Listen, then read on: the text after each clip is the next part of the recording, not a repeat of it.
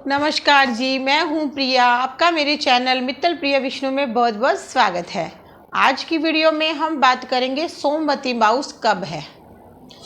सितंबर में भादुए के अंदर जो अमावस आ रही है वो कब है, 2 तारीख को है या 3 तारीख को है, मतलब 2 सितंबर को है या 3 सितंबर को है। क्योंकि हमारा जो पंचांग है उसमें हमें बताया गया है कि जो सोमवती अमावस है वो 2 दिन है, 2 तारीख को भी है, 3 तारीख को भी है। लेकिन हमारे लिए कौन सी श्रेष्ठ है, हमें कौन सी अमावस करनी है, जो हम पूजा करते हैं हमें किस दिन करनी है, हम अगर ब्राह्मण भोज बनाते हैं तो हमें क्या करना है। और जो ये सोमवती अमावस है इस साल जो सितंबर को पड़ रही है, 2 सितंबर को पड़ रही है, 3 सितंबर को पड़ रही है, उसका महत्व क्यों ज़्यादा है, इन सब बातों के बारे में हम इस वीडियो में बात करेंगे। अगर आपको मेरी वीडियो अच्छी लगती हैं, उपयोगी लगती हैं तो प्लीज़ लाइक कर दीजिए। चैनल पर नए हैं तो चैनल को सब्सक्राइब कर लीजिए और बेल आइकन को भी प्रेस कर दीजिए ताकि मेरी वीडियो की नोटिफिकेशन आपको सबसे पहले मिल जाए। अपने फ्रेंड्स और रिश्तेदारों में मेरी वीडियो शेयर भी कर दीजिए। तो चलिए हम शुरू करते हैं आज की वीडियो में। जो अमावस पड़ रही है वो अमावस कब है, 2 को है या 3 को है। इस साल सितंबर 2 सितंबर को जिस दिन सोमवार पड़ रहा है उस दिन यह अमावस करना श्रेष्ठ होगा। क्योंकि अमावस की जो समय है वो 2 तारीख को सुबह 5:21 से शुरू हो जाएगी अमावस, और 3 तारीख दिन पड़ेगा मंगलवार, सुबह 7:24 तक रहेगी। तो हमें 2 तारीख, क्योंकि हमारे पास पूरा दिन है, वो पूरा दिन अमावस है, तो हमें अमावस के जो भी काम करने हैं हमें 2 तारीख 2 सितंबर सोमवार को ही करने हैं। सोमवार को अमावस पड़ने के कारण इस अमावस का नाम सोमवती अमावस भी है। सोमवती अमावस के साथ साथ इस अमावस का महत्व इसलिए बढ़ जाता है क्योंकि इसको पिठोरी अमावस भी कहा जाता है। पिठोरी अमावस इसलिए कहा जाता है क्योंकि इस दिन सती माता की भी धोक लगाई जाती है। यह एक बहुत श्रेष्ठ दिन होता है। सती माता के लिए पूरे नारियल और जो मेहंदी है, रोली है, उससे सती माता की पूजा इसी दिन होती है, इसलिए इसको पिठोरी अमावस भी बोलते हैं। सोमवती अमावस है तो जो अमावस को आप जो भी नियम आप हर अमावस को करते हो वो ही नियम आपको इस दिन भी करने हैं। मतलब इस दिन अपने पितरों के नाम का तर्पण कर दीजिए, अपने पितरों के नाम का खाना बनाकर पंडित को खिला दीजिए। पितरों के नाम से आप अगर कोई कपड़े देना चाहते हैं, कोई जूते देना चाहते हैं या कोई और ज़रूरत का सामान देना चाहता है तो वो आज के दिन बहुत श्रेष्ठ होगा। सोमवती अमावस को दिया गया दान 100 गुना फल मिलता है। सोमवती अमावस को हमें सबसे ज़्यादा पीपल देवता की, तुलसी माता की, सबकी पूजा करनी चाहिए। अगर आप पीपल देवता की 108 फेरी लगा सकते हैं तो उसका कहना ही क्या है। अगर आप बीमार हैं, बुजुर्ग हैं, बच्चे हैं या आप प्रेग्नेंट हैं तो आप 108 फेरी नहीं लगा सकते, तो आप अपनी इच्छा अनुसार 21, 11, 9, 7, 5 जितनी आपकी क्षमता है आप उतनी फेरी पीपल की जरूर लगाइए। सोमवती अमावस हो या कोई और अमावस हो, उस दिन तुलसी माता की पूजा करने का बहुत महत्व होता है। आप तुलसी माता में सुबह सुबह जल डाल दीजिए, उसके बाद शाम को उनकी धूप दीप से उनकी आरती कर दीजिए। ठीक है जी। सोमवती अमावस के दिन आप अपने पितरों के नाम से तर्पण करवा दीजिए, पितरों के नाम से पंडित को कोई दक्षिणा दे दीजिए, कोई कपड़े दे दीजिए, या मतलब कहने का मतलब है कि उनके नाम का दान कर दीजिए।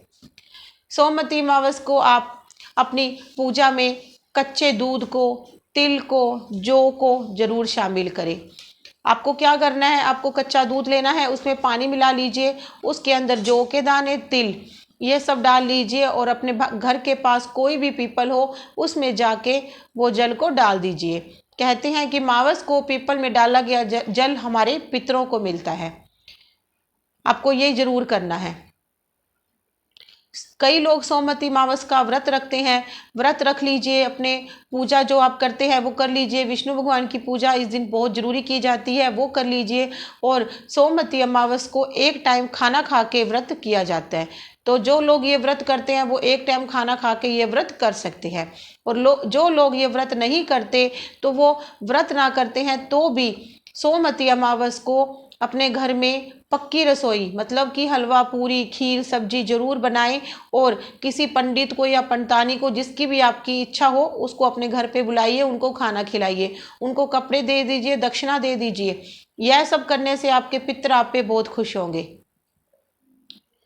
सोमवती अमावस को आपको शाम को पीपल के अंदर सरसों के तेल का दिया जरूर जलाना है।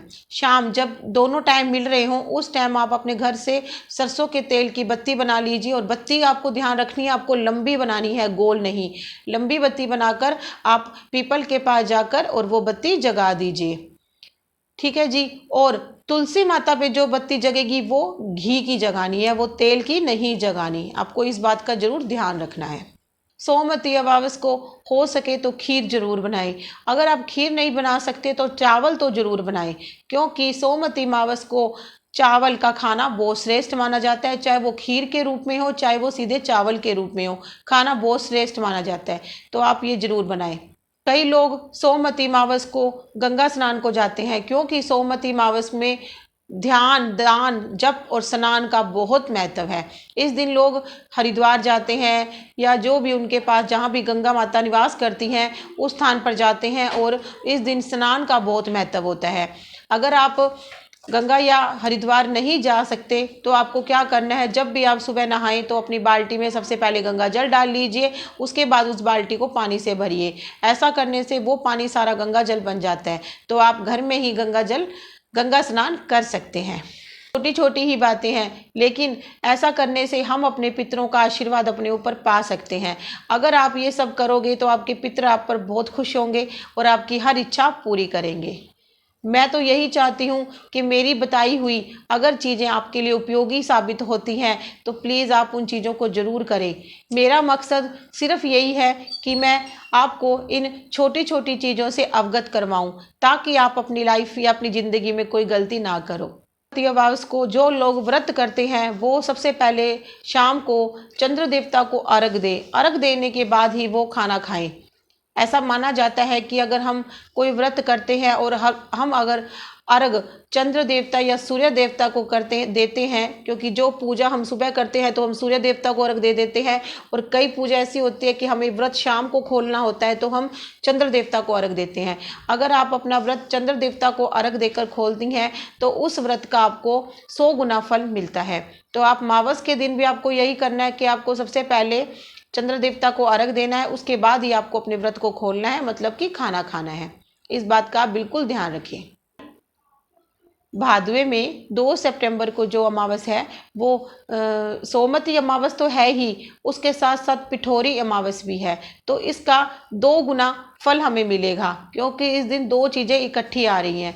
तो आपको इस बात का बिल्कुल ध्यान रखना है। अमावस पे पिठोरी अमावस तो बहुत आती है, लेकिन सोमवती अमावस पे पिठोरी अमावस आ रही है, तो इस अमावस का बहुत महत्व बढ़ जाता है।